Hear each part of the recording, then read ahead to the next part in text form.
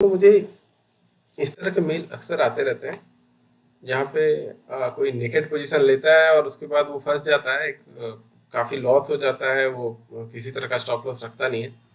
अभी किसी सज्जन ने मुझे इस तरह का मेल भेजा जहाँ पे उन्होंने क्या किया है, आरबीएल बैंक का फ्यूचर 244 में लिया है मिड मार्च में, और अभी उसका 218 वैल्यू हो गया है। तो उनका एक लॉट पे 75,000 रुपये का लॉस दिख रहा है।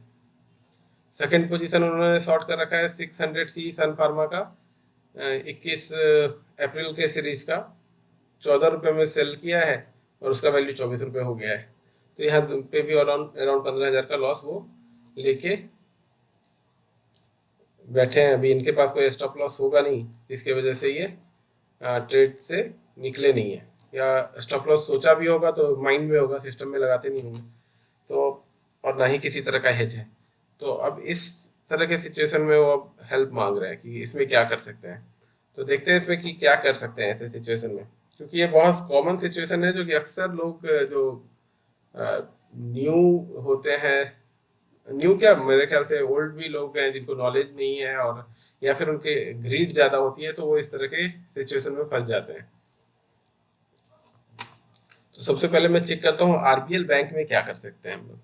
ठीक है, तो आरबीएल बैंक मैंने यहाँ ऐड कर रखा है। आप देखोगे आरबीएल बैंक का चार्ट यहाँ देखते हैं अपन। ठीक है, आरबीएल बैंक इन्होंने 244 पे फ्यूचर पे जाते हैं। ठीक है, 244 पे दिल्ली में इस जगह कहीं पे इन्होंने आरबीएल बैंक को बाय किया होगा। ठीक है, इस समय आरबीएल बैंक यहीं पे एक बाय का कैंडिडेट दिख रहा था, 20 एसएमए से ऊपर क्रॉस किया था दूसरे दिन का कैंडल भी। और ये यहाँ पे अगर इनके पास ये 20 एसएमए को स्टॉप लॉस रखते तो ये शायद यहाँ पे निकल जाते। और फिर यहाँ पे भी इनको इन्होंने कहीं बुलिश साइन दिखा होगा, तो ये आसपास में कहीं तो मिड मार्च बोला उन्होंने, मिड मार्च तो ये यहाँ पे आता है अराउंड 12-13 मार्च और 15 मार्च। तो ये यहाँ पे अगर इन्होंने एंट्री लिया तो कोई मतलब नहीं होता है एंट्री पे, डेली रेड कैंडल बना रहा है और अभी तो 20 एसएमए को इसने क्रॉस कर दिया, यहाँ भी नहीं निकला है, तो मुश्किल है ऐसे में। तो अराउंड अगर 15-20 मार्च का मैं आरबीएल बैंक पे जाके देखता हूँ, लोअर लो लोअर लो लोअर लो, ऐसे में तो इस तरह के पोजीशन बनाना ही नहीं चाहिए था। अब अगर उन्होंने बना लिया है तो अभी क्या कर सकते हैं।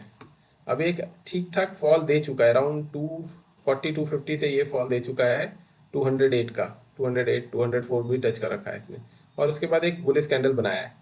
तो इस तरह के फॉल के बाद अगर इस तरह का बुलिश थ्रस्टिंग लाइन बनता है तो एक चांस है कि ये 2-3 दिन के लिए अप ट्रेंड में आए। ठीक है, कोई लॉन्ग अप ट्रेंड नहीं होगा, 2-3 दिन के लिए अप ट्रेंड में आए। बैंक निफ्टी को भी साथ में वॉच करना पड़ेगा कि बैंक निफ्टी का क्या मूवमेंट रहता है। तो अभी यहाँ पे ज़्यादा से ज़्यादा आप क्या कर सकते हो कि एक क्योंकि आपका फ्यूचर में लॉन्ग है और 75,000 का लॉस ऑलरेडी ले रखे हो आप, तो एक काम आप कर सकते हो कि ऑलमोस्ट आपका सिनारियो ये है, 244 में आपने बाई किया है। ठीक है, और ये इस सिचुएशन में भी आप हो, सॉरी हाँ, इस सिचुएशन में भी आप हो, ये यहाँ पे क्या लॉस दिखा रहा है देखोगे, अराउंड 79,000 का लॉस दिखा रहा है। आपने आपका पोजीशन ब्रेक इवन के लिए 244 आएगा तो आप ब्रेक इवन पे आओगे। तो और ज़्यादा लॉस ना हो और आप ट्रेड में बने रहो, उसका एक ऑप्शन है कि आप एक 230 का पुट बाय कर लो। ठीक है, आप फ्यूचर में लॉन्ग हो तो एक पुट भी बाय करके रख लो, जिससे कि आपका जो मैक्स लॉस है वो डिफाइन हो जाएगा 96,000। ऑलरेडी आप 75,000 के लॉस में हो, आपका मैक्स लॉस जो डिफाइन हो जाएगा 96,000 हो जाएगा, जो कि अभी अनडिफाइन है। वो हो सकता है 1 लाख भी लॉस हो जाए, और एमटीएम आप करते रहोगे एवरीडे, आपका मार्जिन भी खत्म हो जाएगा कि आप कुछ और ट्रेड भी ले पाओ या कुछ और इसको एडजस्ट कर पाओ। तो आपको सबसे पहले ये कर देना चाहिए जिससे कि आपका मार्जिन फ्री हो जाएगा। जो मार्जिन अभी आपका लग रहा होगा अराउंड 2,29,000 का, वो मार्जिन आ जाएगा अराउंड 59,000 के आसपास, 60,000, तो आपके पास ऑलमोस्ट 1.5 लाख का मार्जिन बच जाता है। ठीक है, और इससे आपका ब्रेक इवन पहुंच जाएगा 263 में। तो अब अगर आप इस ट्रेड में रह सकते हो कि भाई अब मेरा लॉस नीचे की तरफ डिफाइन हो गया, ऊपर जाने पे मैं शायद से प्रॉफिट में आ जाऊं। ठीक है, अगर आपको ये फिर आरबीएल बैंक इस बुलिश मूव में देख रहे हो कि अभी जो एक बुलिश कैंडल बना है उसने इसको एक, ठीक है, ऑलमोस्ट बाई जैसा सिग्नल दिया है वो। अगर उसी का लो को स्टॉप लॉस मान के चलूँ तो एक बाई सिग्नल वहाँ पे मिल रहा है जिसे मैं फॉलो करता हूँ। आवरली पे भी ये 20 SMA और वीवैक्स से ऊपर है। तो यहाँ पे जब तक आपको ये दिख रहा है कि ये ऊपर चल रहा है तो आप ठीक है, आप उस ट्रेड में रहो। और जब भी ये लगे कि 20 SMA और वीवैक्स के नीचे जा रहा है तो आपको क्या करना है कि एक कॉल को सेल कर देना है, जिससे कि उससे कुछ प्रॉफिट आप गेन कर सको। मैक्स लॉस आपका डिफाइन है, मैक्स लॉस जो है वो डिफाइन है। आप एक कॉल को सेल कर दोगे तो वहाँ पे आप थोड़ा बहुत प्रॉफिट निकाल लोगे। ऑलरेडी आपने मार्जिन फ्री कर रखा है तो आप कॉल को सेल कर सकते हो।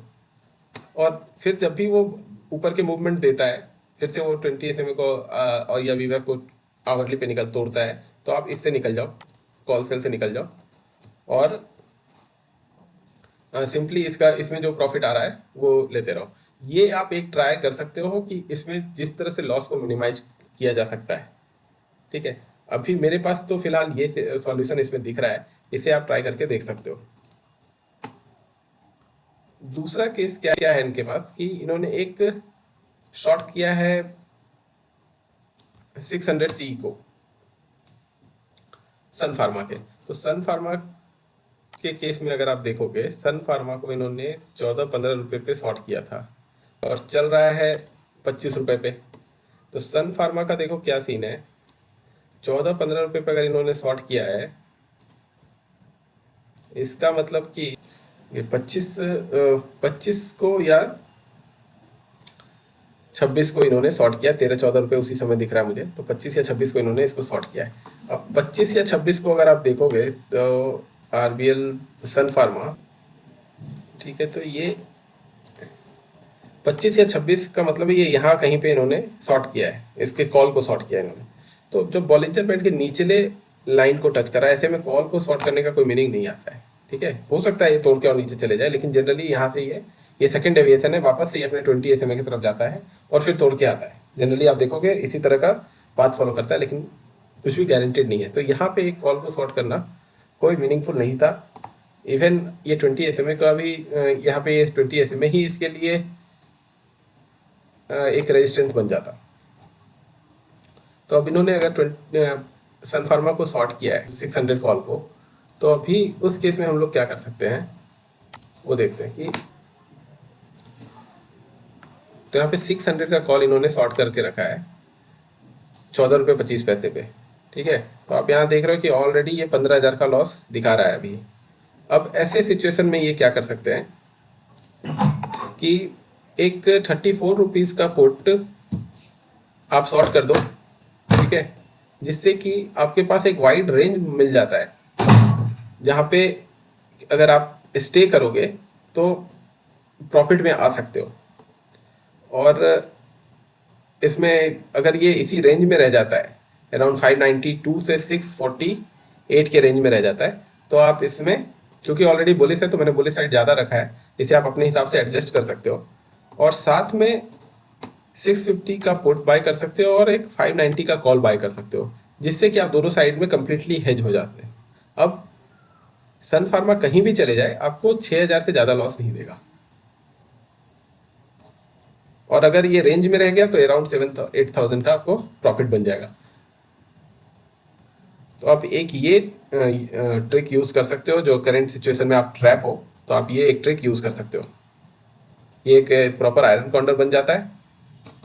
आप अगर ये नहीं करना चाहते हो हेज, और नॉर्मल एक स्ट्रैंगल को एडजस्ट करना अगर आपको आता है तो आप वो भी कर सकते हो। जिस साइड भी मूव हो हर 10 पॉइंट पे 5 पॉइंट पे उसको एडजस्ट करते जाओ, शिफ्ट करते जाओ, प्रॉफिट बुक करते जाओ, आप वो कर सकते हो। या फिर आप इसको हेज कर दो और फिर रिलैक्स रहो कि अगर इस रेंज में रहा तो ठीक है, नहीं रहा तो मेरा एक लॉस फिक्स्ड है। तो मुझे लगा कि इस तरह का सिचुएशन कई लोग फेस करते होंगे और ये कई लोगों के लिए एक लर्निंग का काम कर सकता है। तो इसलिए मैंने इसे एक छोटा सा वीडियो रिकॉर्ड करके आप लोगों को के साथ शेयर किया मैंने।